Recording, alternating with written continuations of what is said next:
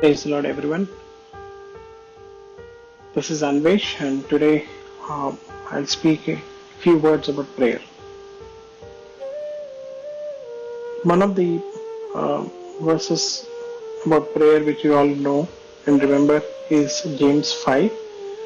It talks about the prayer of faith, and in particular, I want to concentrate on this verse. The prayer of a righteous person is powerful and effective, and it goes on to say, Elijah was a human being, even as we are. He prayed earnestly that it would not rain, and it did not rain on the land for 3.5 years. Again he prayed, and the heavens gave rain, and the earth produced its crops. This is James 5, verses 16 to 18. So what do we see here? The prayer of a righteous person is powerful and effective, and we all know that. But what does it mean to be righteous? How can we pray such powerful prayers? We can only do that when we realize our walk with God is so in tune with His words, with His commandments, that our heart and our desires are one in spirit with God. We are one in spirit with God. So let's try to understand. Unless and until we open up our minds and we see what is in it, I believe sometimes when we just take a snapshot of our minds, we see it is completely haywire. There's so many things that are packed into our mind at any given point of time. We are thinking and worrying mostly about so many other things. Our desire is for many things other than God. So unless and until we have changed our desires, our mindset to concentrate upon God and make Him our chiefest desire. So, brothers and sisters, this is what I want to say. When we call upon God, we need to pray with an open heart and open mind. When your mind is filled with your worries of the day and with all the huge list of prayer requests that we have, and that's how you start a prayer, it's not going to go anywhere.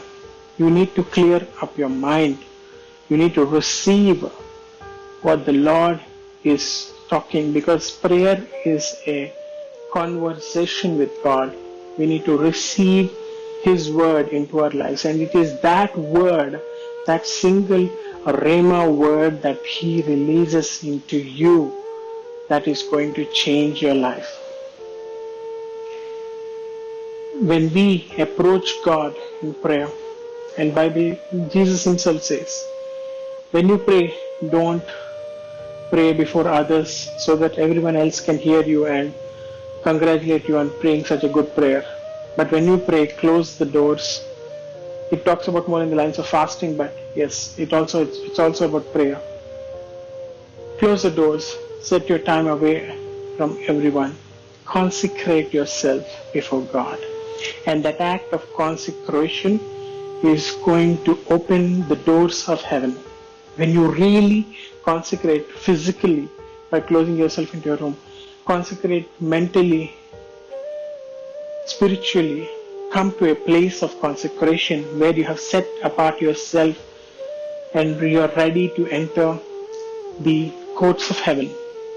You cannot go to God with all, yes, we have lots of requests, but when you approach God, you go to receive. You don't go with baggage. He is going to, and if you go with your agendas before God, you can never see the agenda that God has in plan for you and in store for you. So this is what I would say, brothers and sisters. Let God be your chiefest desire. If your desires were to be a mountain, let Jesus be at the peak of that mountain. When you replace the chiefest desire of your life with anything else other than Jesus, maybe it's a job, maybe it's a person, maybe it's anything else, but when you replace the chiefest desire of your heart with anything other than Jesus, you will not find peace, my friends. You will not find fulfillment. No riches in the world can satisfy, because that's how God has designed you and me. But only He can satisfy that God-shaped vacuum. So this is how I imagine myself. When I look at the mountain of my desires, I keep Jesus at the top of that mountain and claim, God, you are my treasure. And Jesus says it in many parables, that when that person found treasure, he sold everything he had and bought that field, because he knows he found that treasure. And so we can see that when you approach God in prayer and in submission, in humility, humbly you can tell God, you are my chiefest desire. You are my everything. I find satisfaction in nothing else. I find fulfillment in nothing else. It's only you at the top of my desires, Lord.